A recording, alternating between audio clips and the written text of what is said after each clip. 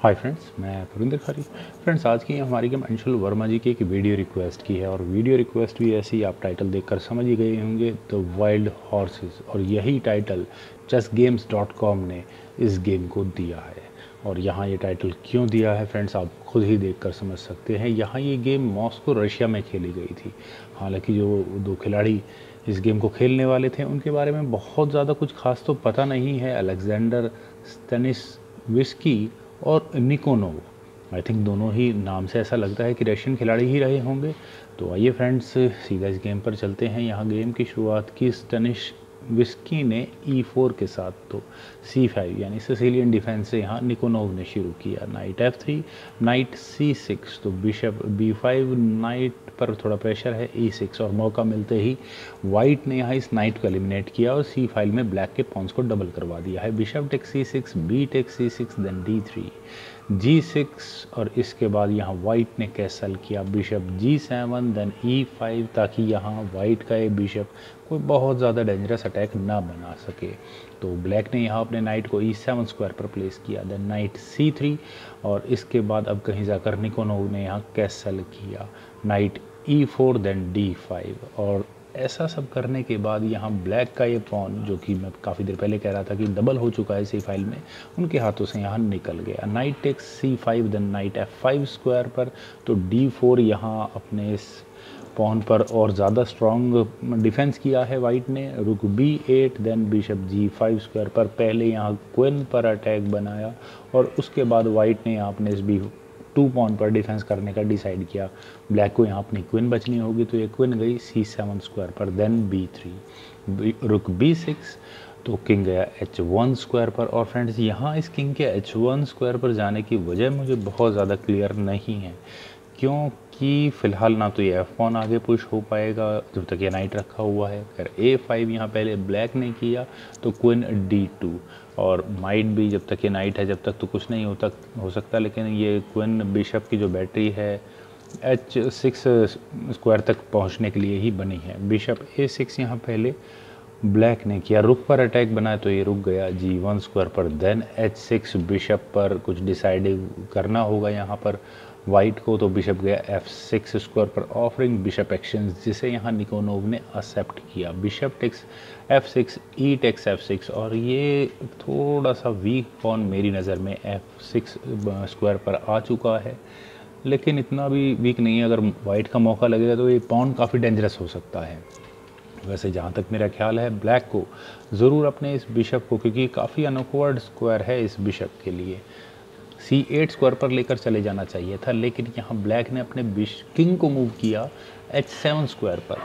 और आखिर शायद वे अपने इस H6 पॉन का डिफेंस करने के बारे में ज़्यादा सोच रहे होंगे, क्योंकि वाइट माइट भी इस G पॉन को आगे पुश करके नाइट को डिफ्लेक्ट करवा देगा और फिर इस H6 पॉन को आराम से ले सकता है। G4, यही काम यहाँ स्टेनिसविस्की ने किया।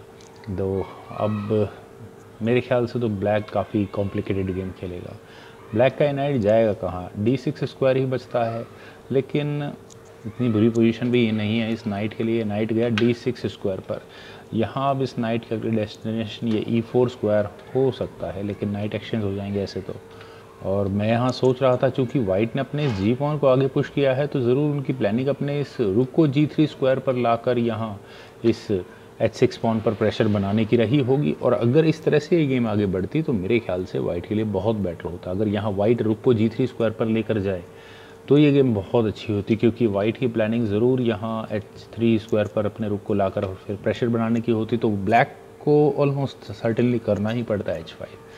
G टेक्स H5 होता, देन नाइट चलो रुक पर अटैक बनाने के लिए लगा भी देते हैं, तो उसके बाद H टेक्स G6 चेक होगा, F takes G6, then rook H3 check होगा, किंग के लिए बचेगा सिर्फ G8 square, then knight takes F6। और यहाँ ये डेंजरस गेम प्ले फ्रेंड्स आप देख सकते हैं, बहुत ज़्यादा ब्लैक को कंफर्टेबल तो बिल्कुल भी नहीं रहने लगा। क्वीन बचनी होगी, क्वीन मान लो F7 स्क्वायर पर लगा देते हैं, तो knight takes F8, queen takes F8, then queen takes A5, और यहाँ ब्लैक को अपने इन दोनों वीक पीसेस में कुछ ना कुछ गंवाना ही होगा। तो रुक B7 स्क्वायर पर जाएगा, देन क्वीन टेक्स A6, और मेरे ख्याल से तो गेम को रिज़ाइन ही कर देना चाहिए। पर फर्दर इस गेम को हम जितना भी आगे बढ़ाएं, यहाँ कोई भी इस गेम को आराम से चेकमेट तक लेकर जा सकता है। रुक पहले बचना होगा ब्लैक को, तो क्वीन टेक्स C6 होगा, रुक टेक्स F6 होगा, then queen takes D5 check होगा, क्वीन बीच में या रुक बीच में जो भी लगेगा, क्वीन बीच में लगती है तो क्वीन टेक्स F7 चेक, रुक किंग टेक्स F7। यार फ्रेंड्स, इस गेम में ज़्यादा कुछ खास बचेगा ही नहीं। और वही देखते हैं जो है इस गेम में हुआ था। यहाँ वाइट ने अपने रुक को G3 स्क्वायर पर न लेकर पहले अपने रुक को E1 स्क्वायर पर प्लेस किया, और इस रुक के E1 स्क्वायर पर आने के बाद क्या किसी तरह का कुछ प्रेशर बनने का मौका है वाइट के पास इस E6 स्क्वायर पर?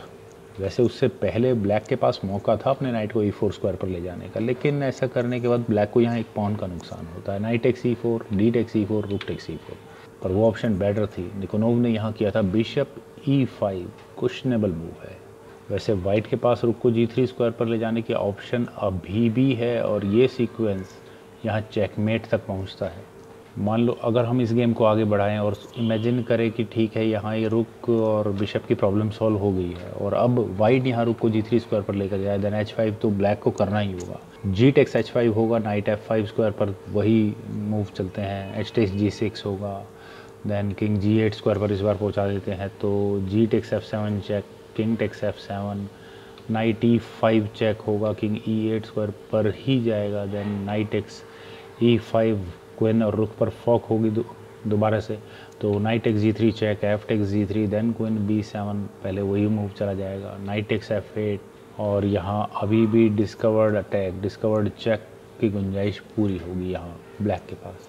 खैर फ्रेंड्स, वो तो मेरी इमेजिनेशन है। जैसा मुझे लगा कि वाइट ने जब ये जी पॉन आगे पुश किया तो उसका मोटिव रुक को G3 स्क्वायर पर रखने का ही होगा, लेकिन यहाँ स्टेनिस्विस्की ने किया था क्वीन F4, और इस क्वीन के F4 स्क्वायर पर जाने से सबसे पहले तो यहाँ ये नाइट ही पिन हो गया, तो क्वीन गई D8 स्क्वायर पर, देन रुक E3, और फिर वही मेरे दिमाग में आता है कि रुक को G3 स्क्वायर पर क्यों नहीं लिया, देन नाइट E8 स्क्वायर पर, और फ्रेंड्स नाइट के E8 स्क्वायर पर आने के बाद प्रेशर बनता है यहाँ इस F6 पॉन पर।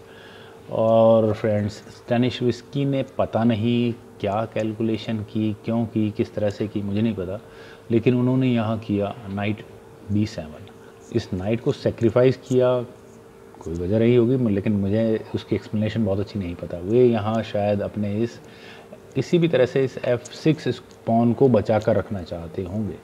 तो queen takes D7, then knight E5, queen पर अटैक बना, और ये क्वीन गई D8 स्क्वायर पर, और अभी भी किया जा सकता था रुक H3 हो सकता था, या G5 ही करना पड़ता। G5 होता तो लेकिन क्वीन टेक्स G5 हो जाता, क्वीन टेक्स F6 होता तो क्वीन ना चलो E3 स्क्वायर पर, लेकिन ऐसा करने के बाद यहाँ ये F6 पॉन वाइट के हाथ से निकल जाता। पर अभी भी यहाँ स्टेनिस्विस्की ने किया था नाइट D7, अपने दूसरे नाइट को भी सेक्रीफाइस कर दिया। कोई एक्सप्लेनेशन नहीं है मेरे पास at least. Queen takes D7, then rook H3। White का पूरा ध्यान अपने इस F6 पॉन को बचाने पर था, और अब मेरे ख्याल से इनफ मटेरियल यहाँ ब्लैक के पास था, तो ठीक है वो थोड़ा बहुत एक्सचेंज किया जा सकता था। पर निकोनोव ने यहाँ किया था H5, जी टेक्स H5, तो G5, और फ्रेंड्स इस G5 के बाद कम से कम ये H5 इस रुक अटैक से दूर हो चुकी है। अब वाइट कुछ भी कर सकता है, इस पॉन को रुक से ले सकता है, क्वीन से ले सकता है, दोनों ही सूरतों में गेम वाइट की रहने वाली है। वाइट ने यहाँ किया भी था क्वीन टेक्स G5, और इस पॉइंट पर ब्लैक के लिए चेस इंजन रिकमेंडेशन है कि वो यहाँ अपने इस ई पॉन को आगे पुश कर दे, E5 करे। और ये E5 की एक्सप्लेनेशन क्योंकि यहाँ सीधा इस रुक पर अटैक बनता, और अगर यहाँ से गेम आगे बढ़ती तो ये रुक बचना होता, रुक जाता G3 स्क्वायर पर, then A4, whatever it is, कुछ भी होता यहाँ।